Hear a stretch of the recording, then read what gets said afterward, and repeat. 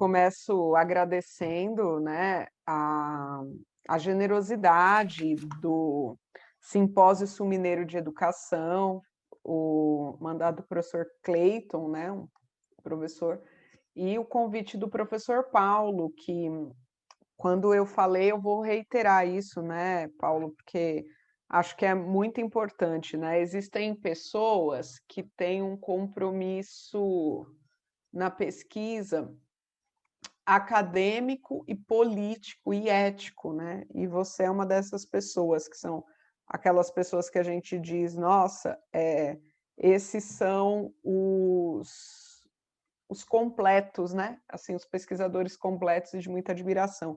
Então, eu quem agradeço a oportunidade de conviver contigo, né? De tê-lo como um amigo, uma pessoa bastante coerente e que nos ajuda a pensar. Então, vou começar minha fala um pouquinho por aí, né? Eu conheci o Paulo nessa empreitada. Há alguns anos eu tenho uma pequena ambição que é de compreender como as pessoas aprendem. E eu não cheguei a essa resposta, mesmo sendo pedagoga, posteriormente doutora em educação e uma pesquisadora que tenta ser engajada também. Mas eu descobri que as crianças nos ensinam a pensar. Então, eu começo por elas. E antes de qualquer outra coisa, como esse tema, para mim, quando eu dialoguei um pouco com o Paulo, vai falar de justiça cognitiva, nessa cruel pedagogia do vírus, eu quero destacar um dado que está, inclusive, nas nossas redes, e aí eu vou falar um pouco dessa história das redes, que era algo que eu sempre fui um pouco avessa, mas as alunas me convenceram a essa necessidade durante a pandemia. Mas o Brasil é o segundo país com mais morte por Covid de crianças na faixa etária de 0 a 9 anos. Até meados de maio desse ano, 948 crianças de 0 a 9 anos morreram de Covid no Brasil. Segundo dados do Sistema de Informação de Vigilância da Gripe, né, compilados pelo jornal Estadão, o Estado de São Paulo, tá? Eu estou falando é daí. Então, Lucas, Maria, Bernardo, todas essas crianças que aqui eu gostaria de chamar por presentes, porque a gente acredita que na lógica epistêmica, inclusive trazida pelas pessoas do candomblé, só morre quem não é lembrado. Eu gostaria de lembrar que a vida dessas pessoas vale muito mais do que $1, né? Sem contar a morte de crianças como Miguel Otávio, né? E a gente aproveita para relembrar e pedir sempre justiça por Miguel, porque a morte do Miguel Otávio também caracteriza essa cruel pedagogia do vírus durante a pandemia. E aí é que entra a luta e a necessidade de um giro epistemológico que vá buscar subverter, resistir nessa conjuntura que nós estamos vivendo, né? Para vocês terem ideia, esse número é por milhão, né, de habitantes, 948 crianças de 0 a 9. Quando você vai calcular isso por milhão, na França, por exemplo, você tem a morte de 4 crianças, contra 948 no Brasil, quando você reorganiza esses dados. Então, eu acho que eles são mais didáticos do que a gente gostaria para pensar esse tema e vamos lá. Então, dentro daquilo que eu vinha falando e fiz esse elogio ao colega, ao Paulo, que agradeço novamente pelo convite, a simpatia aqui do Simpósio Sul-Mineiro de Educação, de convidar essa paulista aqui, né, para poder dialogar, mas as pesquisas, a gente não pode perder de vista que elas se constituem como possibilidades de luta e de resistência, quando são levados em conta objetivos e prioridades de grupos sociais marginalizados. E aí eu me pergunto, quem fala com as crianças, né, ou pelas crianças, porque como criança muitas vezes não vota, né, e é o que vai acontecer, embora seus familiares votem, o significado e o peso do adultocentrismo vai incidir diretamente sobre as políticas estatais, né? E aí não só o que significa ser negro em uma sociedade que se quer branca, mas o que significa ser criança em uma sociedade que se é adultocêntrica, e que ainda por cima vem fantasiado nessa falácia de que nós mimamos e supervalorizamos e superprotegemos as crianças. Não, né? Na verdade, esse é o segundo país que mais matou crianças por Covid. Não dá para dizer que elas estão protegidas, né? Então, eu vou trazer aqui, a partir dessa perspectiva iorubana de mundo, que só morre aquele e aquela que não é lembrado, pensar como uma possibilidade de giro epistemológico para a resistência nesse lugar, né? E, às vezes, sabe, eu já tenho percebido que esse giro epistemológico ele acontece nas nossas manifestações populares e culturais feitas com resistência negra, mas vamos por lá. Então, nisso, eu quero me basear um pouco num autor que dialoga muito com Boaventura de Souza Santos, que é o professor Muniz Sodré, e inspirado em Nietzsche, ele vai lembrar que o conceito de África é geográfico e não metafísico, mas quando ele vai se apegar a Nietzsche, ele vai dizer que a geografia é algo a ser levado em conta na perspectiva de outros modos de pensar.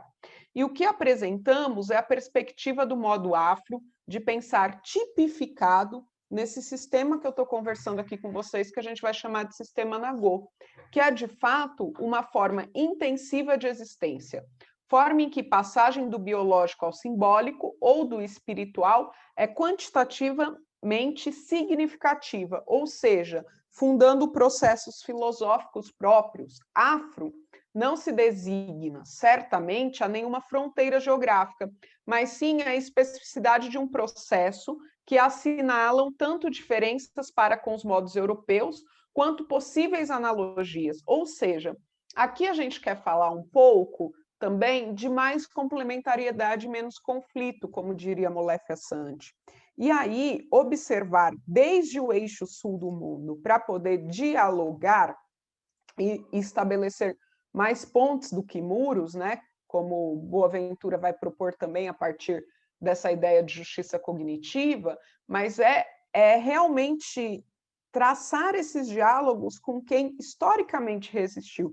E aqui a população negra nos traz um exemplo, porque vejam, nós somos hoje 56% da população, na soma de pretos e pardos, mas historicamente houve políticas de genocídio para com a nossa população. Então, a gente fala muito do genocídio da juventude negra, que eu imagino que todos vocês aqui já ouviram, mas isso vem acontecendo com as nossas crianças, conforme os dados que foram apresentados a vocês no início da discussão. Então, é por aí que a gente vai, tá? Então, aqui, eu gostaria de pensar um pouco a partir não só do professor Ed Nobles, que vai dizer que que a escravidão tirou os negros da África, mas é a colonização quem tira a África dos negros. A gente tem o exemplo da professora Juana Albain, que vai descrever em Os Nagô e a Morte, que os membros de uma comunidade Nagô estão unidos não apenas por uma prática religiosa, mas, sobretudo, por uma estrutura sociocultural cujos conteúdos recriam essa herança legada por nossos ancestrais africanos. Ou seja, essas mulheres ensinaram uma subversão de recolocar a África em nós. E por isso, né, só para contrariar, sobrevivemos nessa perspectiva da lógica exúlica. E aí, na cruel pedagogia do vírus, como que a gente tem explicado essa dinâmica, né? O Laroyer tem se organizado para fazer. Dessa forma, eu imagino que quando eu clico, mudou para vocês? Ou não? Eu tenho que entrar aqui de novo. Professora, você não compartilhou ainda, tá bom? Ah, desculpa, eu achando que eu estava já A prosa compartilhando. tá boa, mas não compartilhou não, tá bom? É porque está aparecendo na segunda tela, então eu peço desculpas a vocês. Não tem Então, problema não. eu já começo nesse compartilhar aqui, ó. Estão vendo? Ok, Agora? ok, agora sim. Não sei se vocês vão ouvir, espero que sim. É só um minutinho.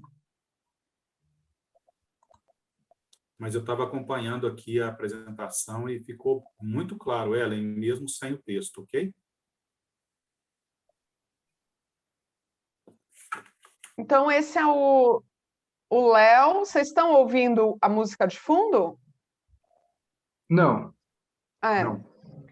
Depois eu coloco para vocês. Esse aqui é o Léo, então aqui aparece a mãe dele, a avó dele, o Babalorixá e a Lorixá do terreiro, no caso da pesquisa.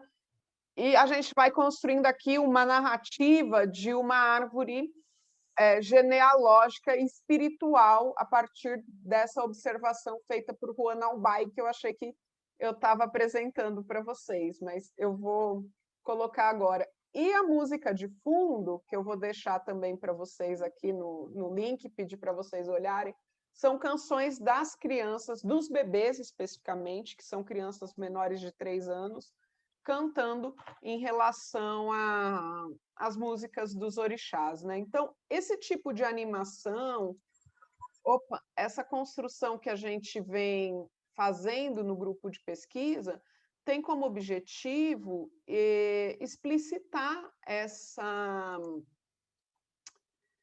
dinâmica de organização, né? Para que a gente, de fato, construa outras narrativas e outras possibilidades mesmo epistemológica de se fazer entender a partir daí. Então, agora eu espero que eu consiga compartilhar mesmo, né? Porque está aberta aqui a minha apresentação. Eu acho que eu, inclusive, mandei ao Paulo, né, Paulo? Aqui, consegui. Bom, estão vendo agora essa... Ok, agora está sim. Então, essa é a perspectiva, então, aqui. Esse é o Leonardo, que é o menininho que a gente organizou para aparecer no popularmente chamado de Léo, lá no terreiro do Pai Toninho, no Ileaxel Moxé Balatã, que eu faço parte, é parceiro nas pesquisas do Laroyer. E esse é o tipo de organização de como essa comunidade se recria. E essa foto é muito simbólica, porque ela começa no primeiro dia de fechamento da pandemia em 2020, né? Quando o sacerdote decide fechar os ritos da casa, né? Fechar a casa por um tempo, depois de fazer uma proteção ali significativa para as crianças. E aqui entra uma outra perspectiva também epistemológica na cosmogonia, na cosmopercepção de mundo, na goiorubana, porque o adulto ele não vai ser significado nesse giro epistemológico, e aí Exu vai ser a corrente chamada para pensar isso do ponto de vista filosófico, que transforma o erro em acerto e o acerto em erro, e, portanto, é o orixá que tem um adágio muito popular que se diz que Exu matou um pássaro ontem com a pedra que hoje atirou, vai apresentar que o conceito de criança, nessa cosmopercepção de mundo, não se constrói em uma oposição semântica ao conceito de adulto, mas se revela como uma construção da possibilidade de trânsito. Portanto, é uma categoria não estática, em que movimento, transitividade, narratividade, inspirada na semiótica, se inserem em ordem e na natureza do axé, que é a força vital e de permanente movimentação nessa cosmopercepção de mundo.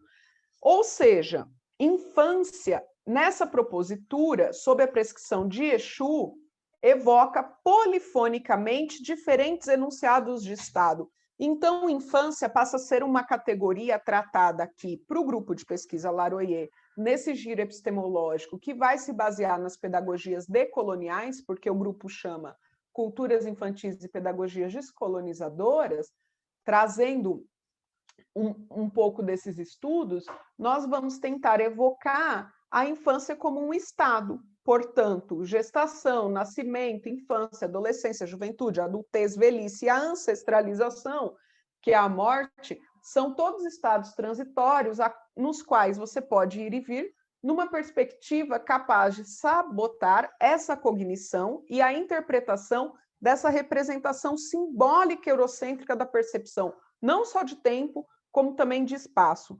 Por isso, em oposição a essa perspectiva cartesiana do penso, logo existo, nós trazemos um pouco Leopold Changor, que vai dizer eu danço o outro, eu sinto o outro, eu sou o outro, mas com as crianças que nos ensinam a pensar, eu digo brinco, logo reexisto. Portanto, as manifestações culturais negras, nesse caso eu vim trazer um pouco o candomblé e o samba, elas são manifestações que, ao brincar, você cria possibilidades de resistência e de sabotar essa lógica cartesiana que binariza e opõe, no caso, adultos e crianças, né? Eu não sou oposta a uma criança, mas eu sou complementar a ela. Eu, como uma mulher negra, não posso ser considerada o oposto a um homem. Oposta eu sou, eu sempre dou esse exemplo para os meus alunos, oposta eu sou a xícara, né? Eu não posso ser considerada o contrário, o oposto, o antônimo do homem, porque eu sou uma mulher. Assim como eu não posso ser considerado o oposto ao adulto, à criança, porque eu sou um adulto. Mas esse é um estado, né? Talvez nós sejamos continuidade, complementariedade, buscar outras narrativas que a gente pode pensar a partir desses tipos de valores, né? Portanto, reler Exu como o orixá que mais aparentemente nos ajuda a pensar justamente a criança, vai se fazer necessário, né? E trazer valores eufóricos nesse tipo de leitura. E justamente esse orixá aqui é lido de forma muito enviesada no Brasil, que vai ser demonizado, e enfim, essa perspectiva é uma perspectiva absolutamente racista, né? Então, por isso eu insisto, as crianças nos ensinam a pensar, porque elas nos desestruturam, quebram paradigmas, rompem com a nossa imbecilidade adulta, né? A partir do fato de não terem medo da simplicidade, né?